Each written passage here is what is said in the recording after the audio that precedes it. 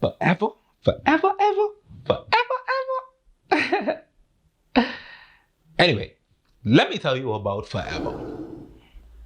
The Bible says that there's a time and place for everything under the sun. That therefore means that nothing lasts forever. I know it takes some time for people to put these things together. So I'm here to try and help in any way I can. If there is a time and place for everything under the sun, that means nothing lasts forever. That also means that every good thing needs to come to an end, but every bad thing also comes to an end. That includes your best friend, your regular friend, your work friend, your Facebook friend, all your friends, and all of them, they come to an end because there's a time and place under the sun. There's one thing that lasts forever, and the reason why it lasts forever is because it is outside of that time and that place. The Bible also says that God is Alpha and Omega, which means beginning and end, right? The best way I see this was explained is this movie Interstellar with Matthew McConaughey. I don't know if you've seen it. If you have, then you understand immediately. You ain't even got to finish watching this video. But if you haven't seen Interstellar, please go and watch it. It will give you some insight. So celestial beings are outside of time and space. Space meaning any area where there is matter. So you have time, space, and matter. And that's where everything that we as humans know and live and reside, we can't in our physical bodies ever go outside of that.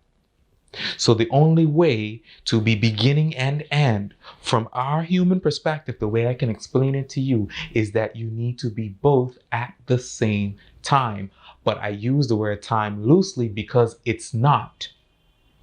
Just like how it is also not. Also, if we dive into that verse even deeper, the Bible says also that there is a time and place for everything under the sun.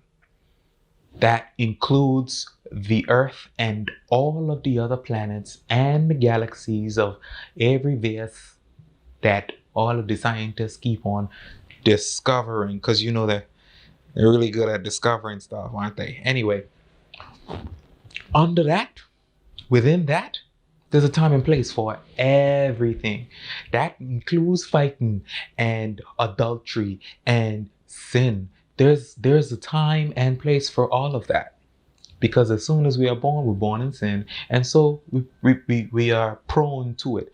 Now, I ain't saying that that's license to go ahead and do it intentionally. It's just that time and place have been allotted for these things to happen because this is where and when it will happen. Therefore, everything above the sun, and of course, especially in Egyptology, the sun is Ra, the sun is God, or the sun represents God in some capacity because it's so great and so strong and so mighty. You can't go there with your physical body and stuff, but we ain't got to get into that with that. That might be a little complicated. But if everything under the sun has a time and place, everything, that means only a few things will have a time and place above that.